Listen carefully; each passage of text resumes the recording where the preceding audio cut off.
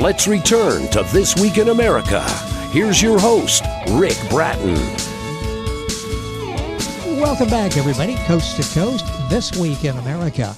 2x2 on the Ark, 5 Secrets of a Great Relationship by Mary Giuffra, PhD, is a wake-up call. It highlights relationships and staying in love as serious adventure for adults, not Disney rides for the kids.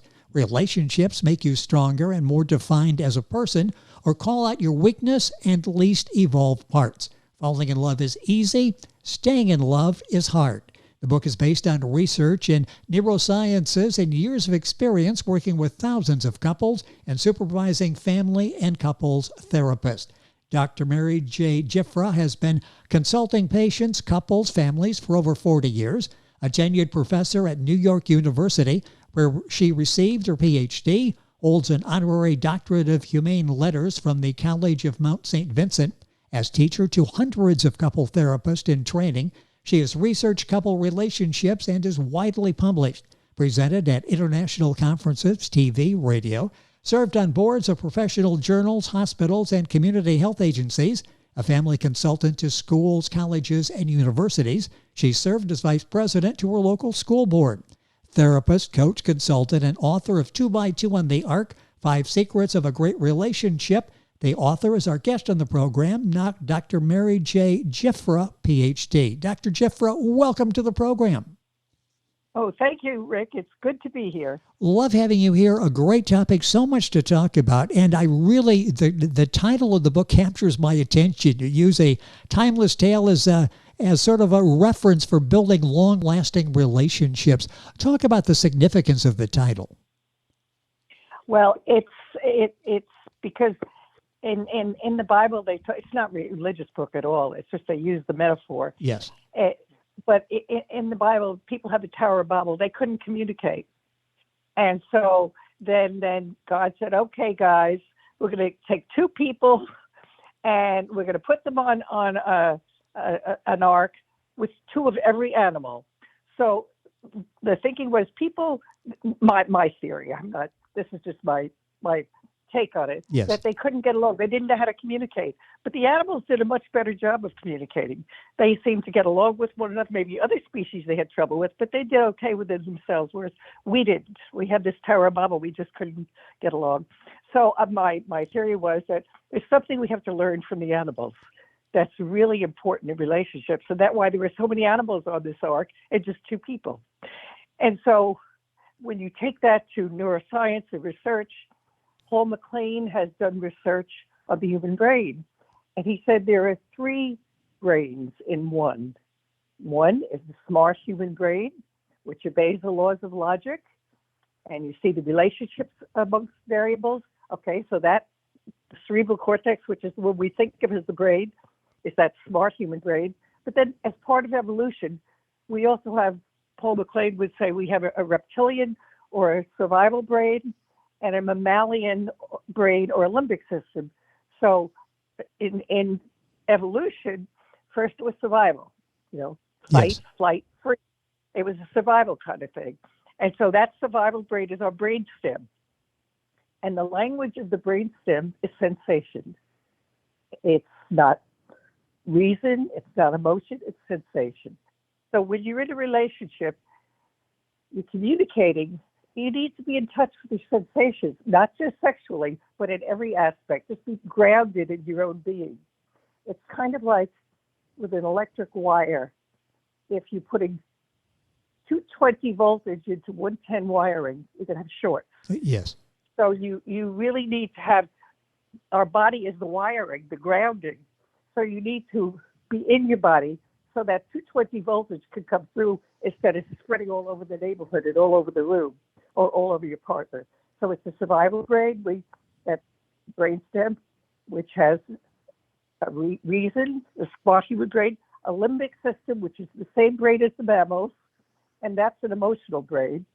Now, emotions do not obey the laws of logic. Emotions are like the weather. It's a tornado today, it's sunny tomorrow, it's rainy the next day. Yes. There's no order to it, and you can't control it. Same thing with our emotions. There's no order to them necessarily. I mean, there may be when you really look into it, but they come and go like the weather, and you don't have control of them. You have control over how you express them, but how you feel them in your body, you don't have control over. If you dump them all over the environment, then that's your responsibility. But just because you feel sadness or happiness or anger or love or whatever you feel. So it's three brains. The first brain, human brain, reason, no problem. Second brain, the mammalian brain, emotions, they add texture and depth to life, but you can't reason with them. You can't reason with them. All you do is allow space for them to have a beginning, a middle, and an end. Don't dump them. Just feel them in your own body. And then the third one is survival brain, which is when you're in danger and if you feel it's a threat to your survival, you either fight, you run away, or you freeze. And a lot of people freeze and they shut down. So, there's so much there that you just said that's so fascinating. And all of this and so much more in Dr. Giuffra's book, 2x2 on the Arc, 5 Secrets of a Great Relationship by Mary J. Giuffra. That's Giuffra, PhD. The book available wherever books are sold. To send you to Balboa Press, of course, Amazon. The doctor's website is drmarygiuffra.com. It'll give you all of that, and the information's on our website, thisweekinamerica.us. In the introduction, I said falling in love is easy, staying in love is hard. Talk about that, because I think so many people think love is like forever. And talk about the importance of realizing that it's difficult and takes work to stay in love. Well, sure, because in other words, if people fall in love at 20 or 30 or 40, whatever age, and that's who they are at that moment. Yes. And that's wonderful. But if the one constant is change, and whoever that person was when you married them, if they're alive and growing, they're going to be different 5 years later or 10 years later, hopefully. And so it won't be the same person. But the idea in a relationship, we could grow, because when you grow, it triggers something in me, and that may cause me to grow as well. So you will be influencing one another's growth, or you just shut down and you just don't even connect. And one of the things you need to know is that you go to school to be a doctor, a lawyer, a teacher. Where do you go to school to learn how to be in a relationship? Home, your parents. So you may do the exact same as they do, or the complete opposite. But the opposite's always the same. So your family had a particular set of values, and what they did was related to that. But your partner's family had different values and respond differently. But you don't know that you think they're assumed that all families do this, or all couples do this, or if the television tells you that. Well, it's not true. Everybody's different.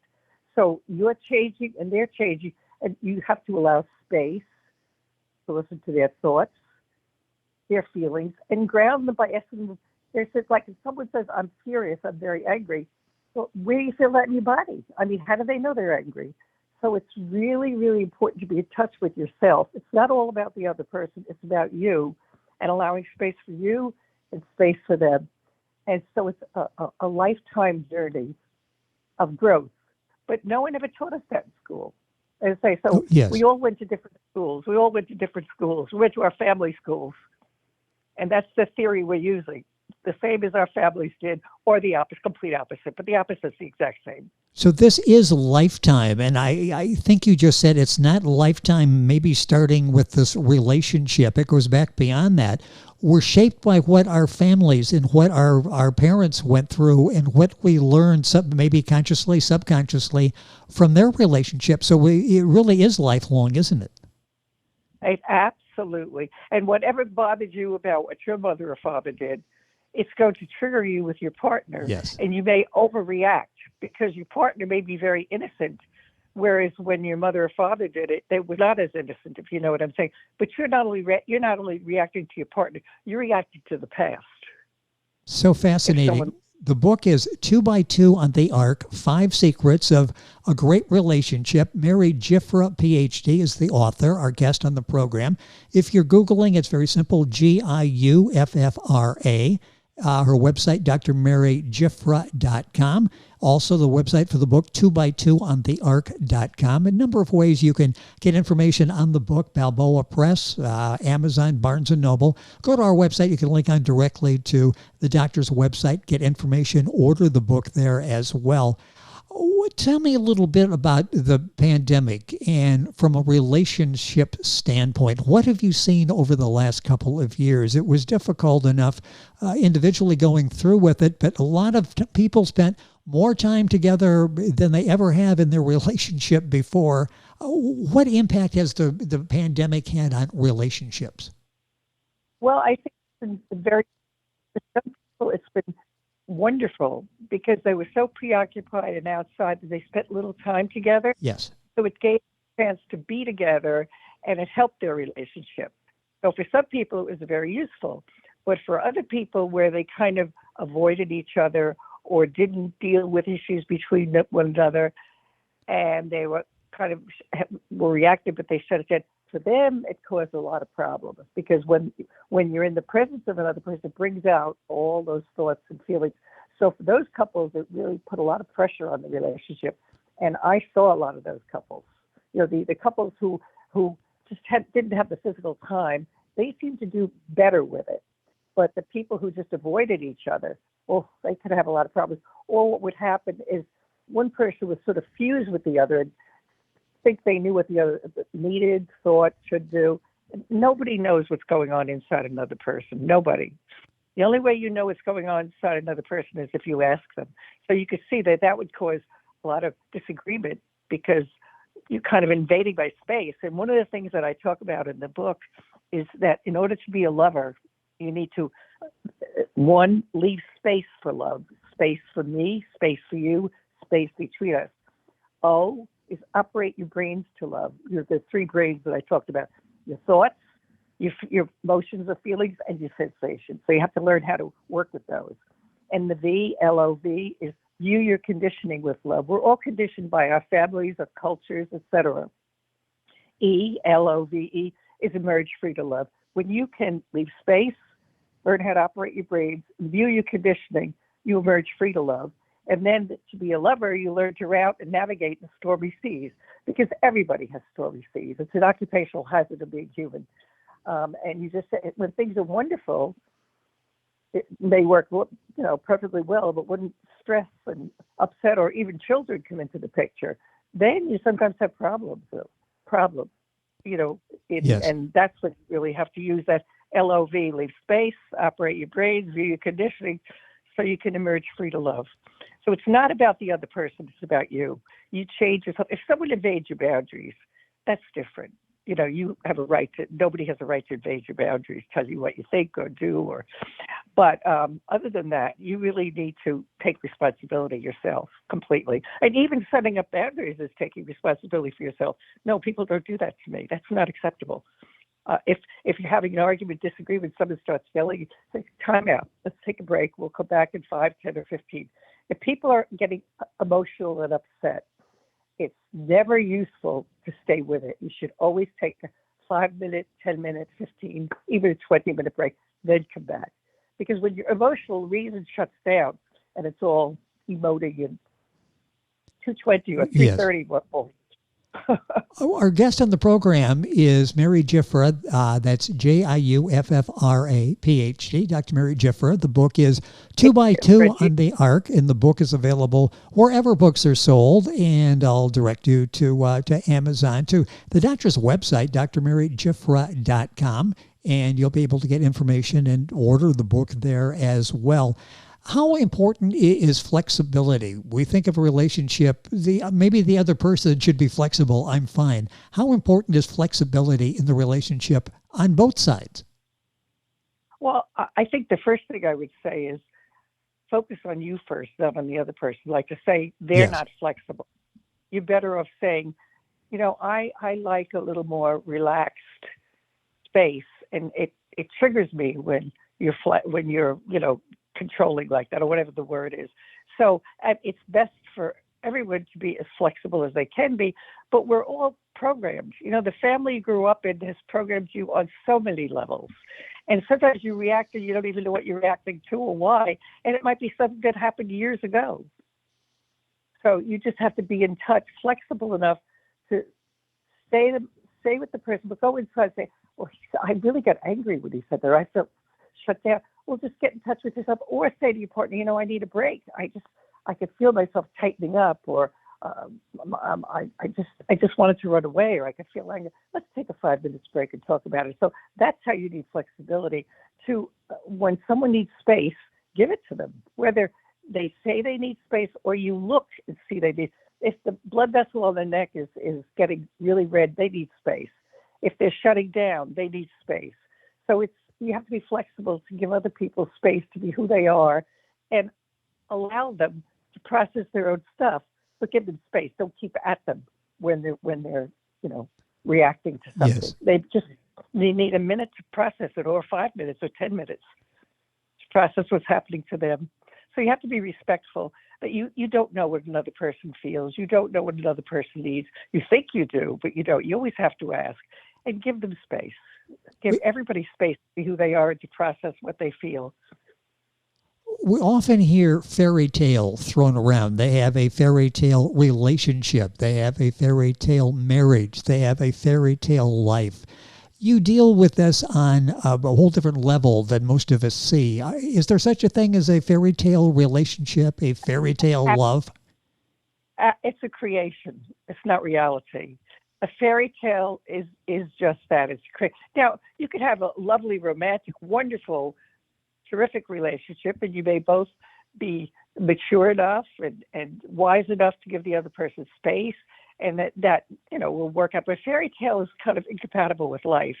I mean, even if everything is wonderful, here's COVID, here's the pandemic, it messes things up. The kids are home all the time, and you're not going to work, and you sort of need a change, you're bored. So you can't really have a fairy tale existence in an open system where the one constant is change, because the fairy tale is going to be outdated the next minute. Does that make sense? It makes perfect sense, yes, and I'm glad that you said that. So often people get caught up in looking at somebody else with envy, not knowing what goes on when you don't see them, and they think it's a fairy tale and they've got this perfect existence, and chances are they don't. The topic of the program today is, yes, go ahead, finish. So I was going to say, it's also, some people try to create a fairy tale. Yes. And they both invest a lot of energy in that and how it looks, but it's dead inside. If it's all about creating something for other people, it's not a living organism. It's like a frozen something. Do you know what I mean? It's something frozen in time, because the fairy tale, if the one constant is change and you have a fairy tale, well, it's outdated a minute later or half a minute later. Yes. Fairy tale. The book we're talking the book that we're talking about, and all of this in great detail. We're just barely touching the surface of the topic today. 2 by 2 on the Ark, 5 Secrets of a Great Relationship by Dr. Mary J. Giuffra. That's Giuffra. Her website is drmarygiuffra.com.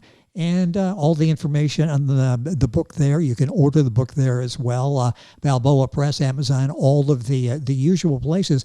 I want to go back for a second to what you said in the beginning, a few minutes left in the program, where we all carry, maybe subconsciously, but we carry around what we went through as a child. What we witnessed from our parents is ingrained in us. Do we project our problems on our children? And I ask that thinking maybe we could help out our kids by being conscious of the image that we portray to them. Absolutely. I studied and taught family systems theory for years, and whenever a couple comes into the room, the first thing I do is a genogram. Well, maybe not the first thing, but early on, a genogram, which is at least a 3-generational family tree on both sides. And what you do when you see that is you see patterns repeat themselves. In this family, there's alcoholism. In this family, there's drugs. In this family, there's underfunctioning, the couple.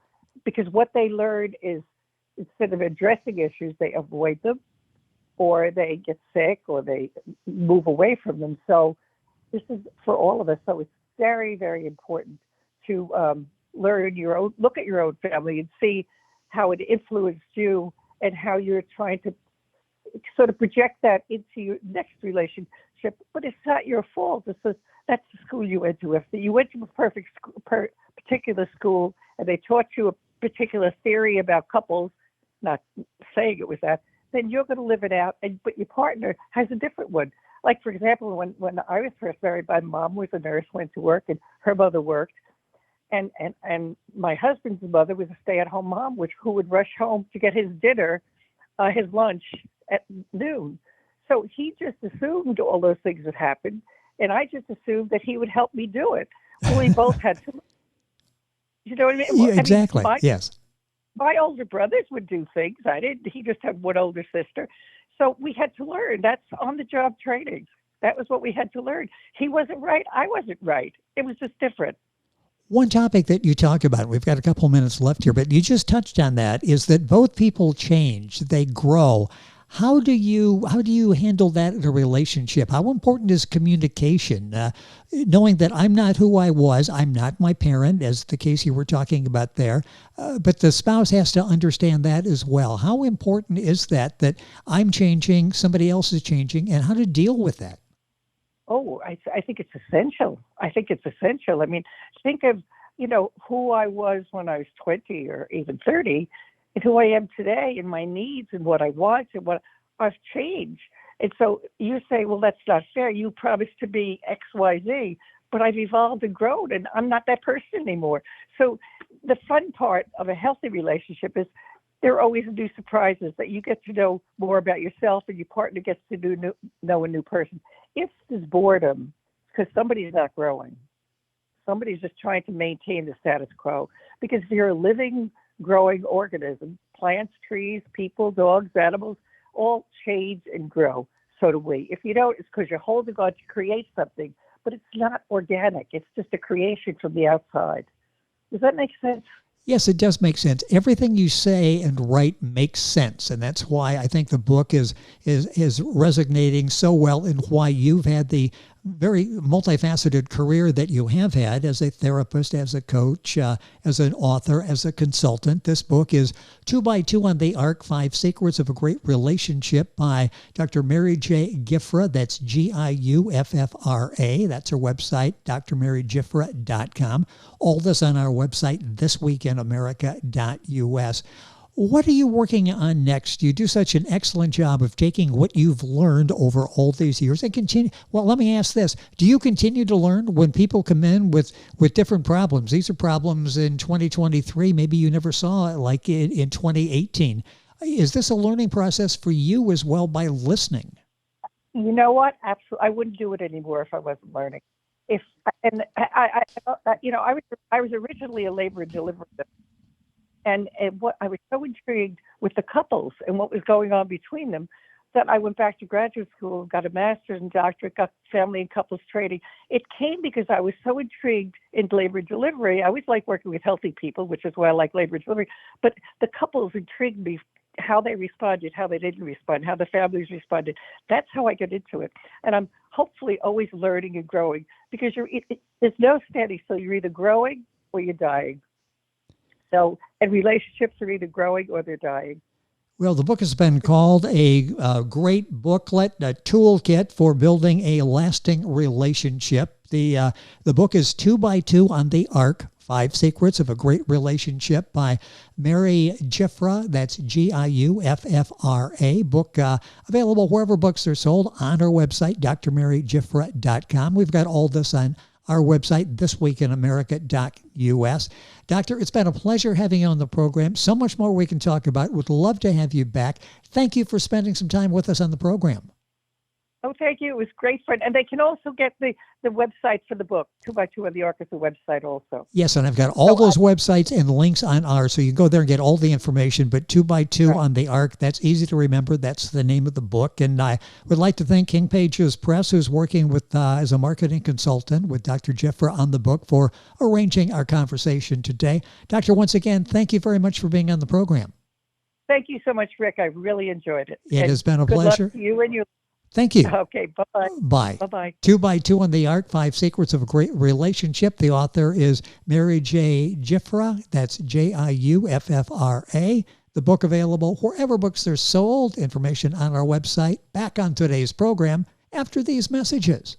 This Week in America is online. You can visit our website, thisweekinamerica.us. Scott Pinkerton, associate producer of This Week in America. Jay Anderson, segment producer. Ben Watson, webmaster. Otto Bechet, director of engineering and TV production. This Week in America produced and is a trademark of Blue Funk Broadcasting, LLC.